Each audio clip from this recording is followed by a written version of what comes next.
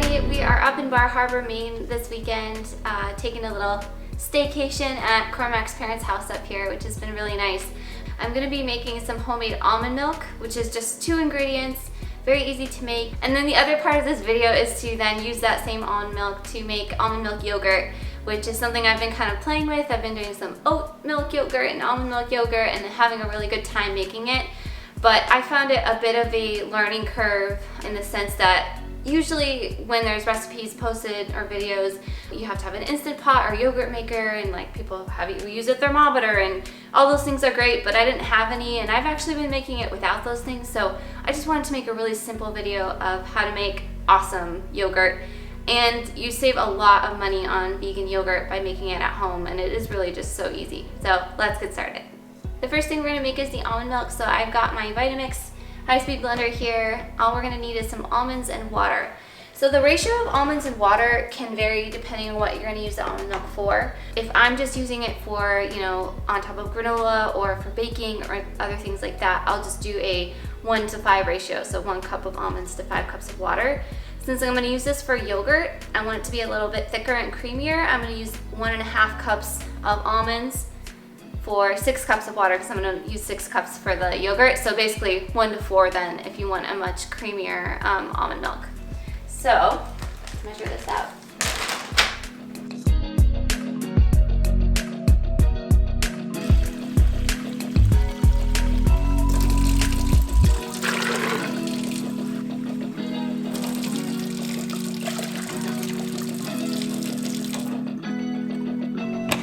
Take this over to the blender.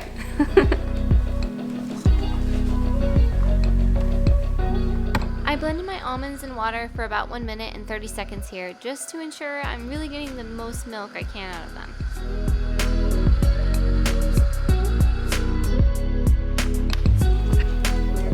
I'll blend it up here. Once you've blended up your almonds, what you're gonna need is just a big bowl or pot like I have here. So I just use this strainer to give some structure to my cheesecloth. You can also use a nut milk bag, that also works.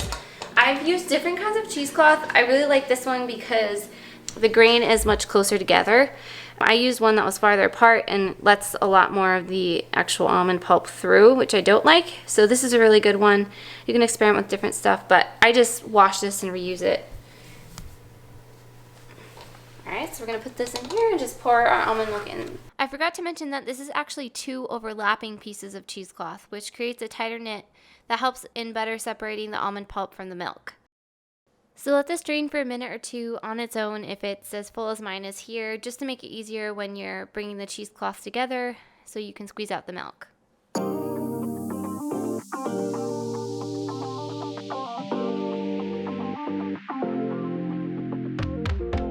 If you're not using a nut milk bag like I'm not here, just draw the ends of your cheesecloth tightly together and then start twisting and squeezing the bag to help squeeze out the milk. Just a warning that this part is a bit of a workout.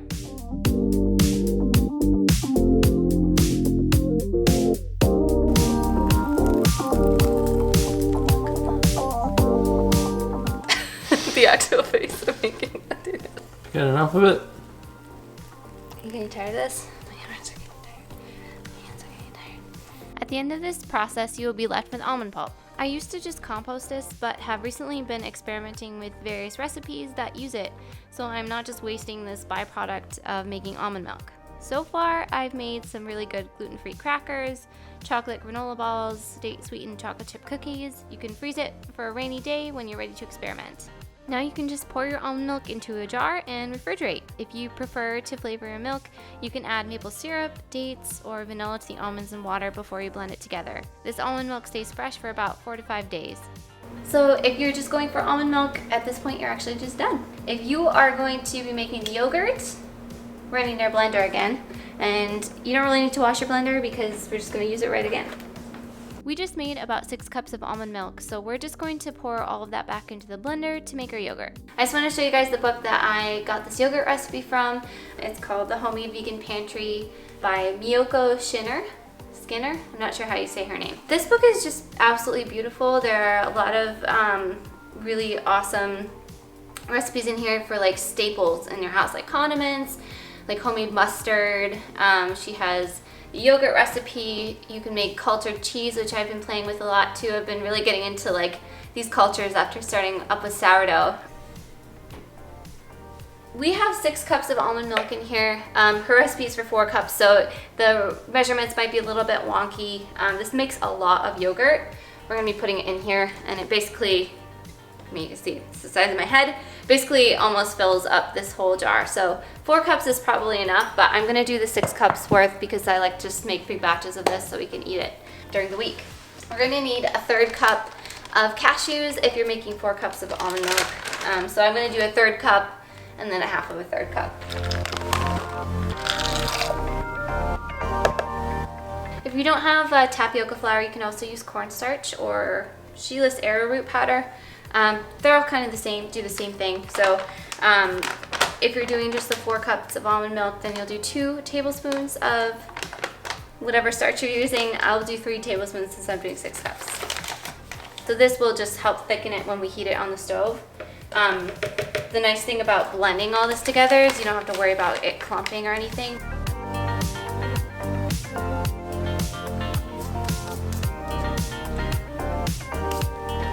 The one time I don't wear my apron. All right, so the last thing we're gonna add is agar powder. You might have to order this online if you can't find it in a store. I haven't ever found it in a store, so I just order online to just have it around. So a 1/4 teaspoon if you're doing 4 cups, a 1/4 and an 1/8 teaspoon if you're doing 6 cups.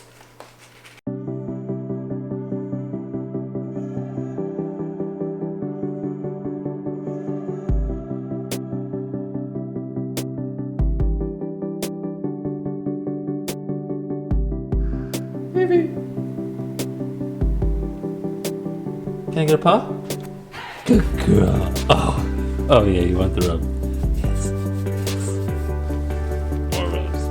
More rubs. That's what that means. Once everything is blended up, we're just gonna pour it into a large pot to heat it on the stove.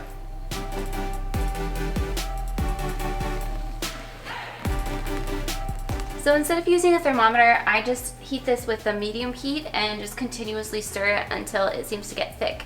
I don't want to let it get to a boil or start burning on the bottom. So I'll show you what the consistency is when it's done. And at this point, you also might want to, if you don't have a yogurt maker or an Instapot, turn your oven light on and let that start heating up in there. So that's going to actually be our incubator instead of using a fancy tool. We're just going to use the oven light in the stove to ferment this over a period of time. So let's turn this up to medium. And I didn't bring any of my trusty spatulas, so we are going to use this guy. Stir continuously while your mixture heats up and starts to thicken over a medium heat. If it starts to steam, turn down the temperature slightly while the mixture thickens. This part will take a bit of patience, but eventually you can see this mixture starts to thicken up.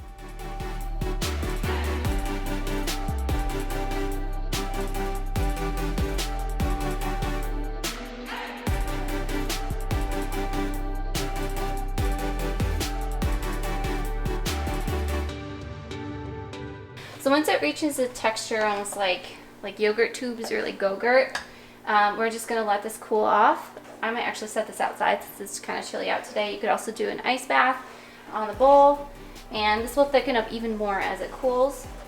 We don't want it to be too hot when we put in our culture because it would kill the live bacteria that's in the culture.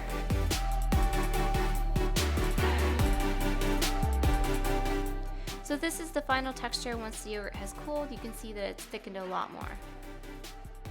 The yogurt mixture has cooled enough now. I have just stuck my finger in. It's just still lukewarm, I would say. Nothing close to being hot, so it should be safe to put in our culture. This is a previous yogurt, the last of a yogurt that I made. You see it's a little bit thicker than what this is right now because it's still warm. If you don't have your own vegan yogurt culture, you can just buy some plain vegan yogurt from the store. The reason I just love making homemade yogurt is that like a 1/2 cup, little tub of it is like $2, which is what I used to start this. And I'm making probably actually 7 cups of yogurt for just the cost of the almonds really, and the tapioca starch and agar weren't very much. So it's much, much cheaper to do this by yourself. So we're just gonna add in 3 to 4 tablespoons of your previous culture. So here I'm using my last batch of yogurt as my starter. If you don't already have a yogurt starter, you can just buy a plain vegan yogurt that has live active cultures in it and use that as your initial starter. Add that in and then just stir it in thoroughly. You're going to then need a very clean glass jar to put your yogurt into.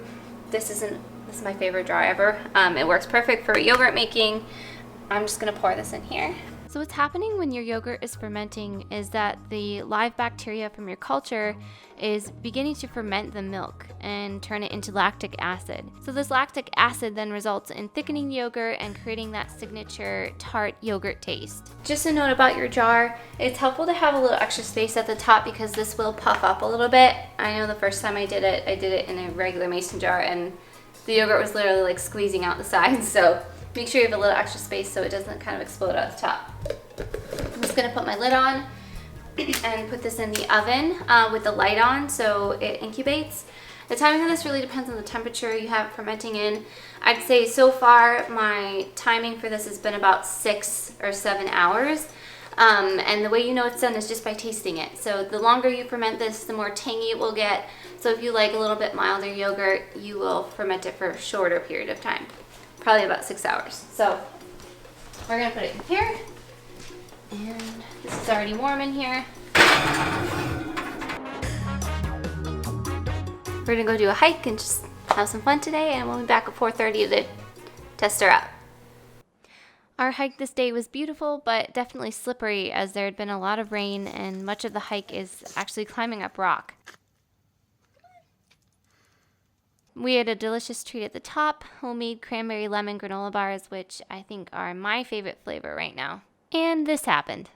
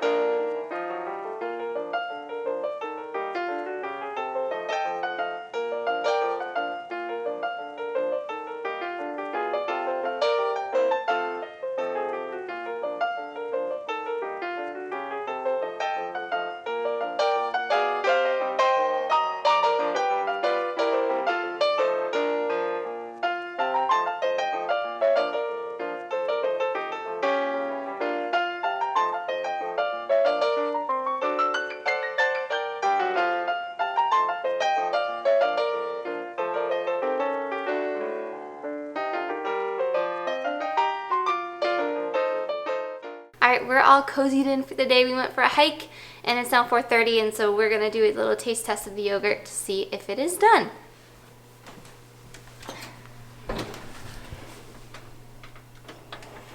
It's nice and warm. It smells yogurty. I'm just gonna give it a quick stir.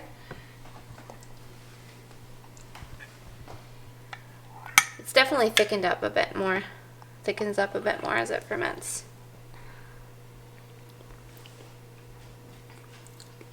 It's ready. It's definitely tangy. So to stop the fermentation, you just cool it. So I'm just gonna leave it in the fridge. What we'll do is we'll just refrigerate this overnight, and then tomorrow morning, I'm gonna try and show you guys how to make it like a fruit yogurt. So something with like dates to sweeten it and some fruit, so it's not just plain. And yeah, we're just gonna hang out tonight. We'll see you in the morning. We're here on our second day and the yogurt is nice and chilled. So we're gonna serve some up. I'm gonna do one bowl just plain and top with some homemade granola. The other one I just wanted to show you how to make like a fruit flavored yogurt. So it's not an exact recipe that I have yet, but I'll kind of show you what I've been doing so far. And I'm sure it depends on the fruit that you use, how sweet it is or not. So I'm gonna just measure out 1 cup of frozen berries. And these are blueberries, blackberries, and raspberries. Measure out your berries and put them in a microwave-safe bowl or a pot to defrost them. Here I just microwave the fruit for about a minute to soften it. Then add those to your blender with a tablespoon of maple syrup or 2 to 4 dates, depending on how sweet you like it. Let's go whiz this up for a second. I didn't have my smaller blender container, so I just used maple syrup instead of dates as I normally would, since those are a whole food. Got some homemade granola there. We're just gonna spoon in some yogurt. You can then add your berries to the yogurt and mix it together, or just leave them on the side. Instead of blending the berries, you could also just mash them with a fork if you like them to be more chunky.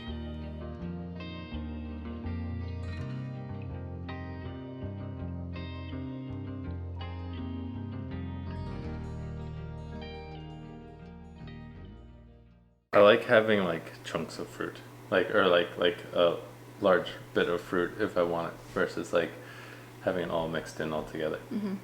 Because then you can like, you can choose as you go along how mixed in you want it. Very particular, very particular. But I'm just gonna enjoy the granola that I made. That is just sweetened with dates. There's raisins and some sunflower seeds, pumpkin seeds, cranberries. This is good. I would definitely say this is your best batch. Yeah? This is good. The berries are really nice. Yes. This is yogurt. I would definitely call this yogurt. Yeah. Yeah. It's pretty exciting. Yeah, this would also be good with some granola. Yeah. I actually want to put some of that on mine. So that stuff? Yeah. Or you can just have some of mine. Yeah, this has been my favorite pre-dinner snack now, with granola, yogurt and granola. Or I have it for dessert actually sometimes. Did you want any more granola? No, I'm good. I'm just gonna pour the rest of the berries in here. Did you do a video on the granola? No, I haven't. Your granola is also very good. You want a bite? Oh, this looks so good. Granola. Try this one.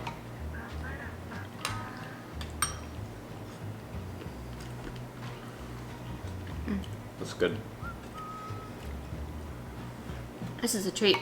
I'll include here or something how much this actually costs to make. So I'm guessing it's probably about 7 cups of yogurt for. I'll put it here. I don't know. I have to do the calculation, but not very much. What's the amount? Yeah. This actually is really good. I'll also include some instructions on how to make oat milk. It's very similar to almond milk and oat milk yogurt, because I don't know. So the nice thing about oat milk is that it'll thicken itself, so you don't have to add the tapioca starch or the agar powder. You just heat it up just itself and it'll thicken up. But I don't think it tastes, it's the texture's a little more goopy. So this has almonds, cashews, and oats? No. And oats? So the whiteness is just almonds. Mainly. The man who recorded this whole video. I know. Doesn't remember what's I was in thinking that in my head, but only one person needs to remember how it's made. What's the status on the trailer? Right now, we just need to order the wall panels, and we probably need to put some sort of insulation in the garage as well. So, we need to order the wall panels, clear out the downstairs of the garage that just kind of turned into a junk trap from all the construction in the upstairs for lobster lift. And we'll put some insulation and get a space heater in there so that while we're working it's pretty warm, because I imagine that we probably don't have that much more time before it gets really cold. Yeah. And so we'll be putting the wall panels up next. Yep. Yeah. It's gonna be a lot of work, but we gotta do it. Thank you for watching. Like and subscribe. And Eat more plants. Thank you for bearing through that taste test with us. We definitely had a bit less energy the second day of the film, and we're trying to muster all the enthusiasm we could. Thank you so much for watching as always, and if you haven't yet, please subscribe to our channel so that you can stay up to date on our exciting projects. Ready? Eat more plants! Eat more plants! High five! Reluctant. Are you falling? Are you falling? Oh!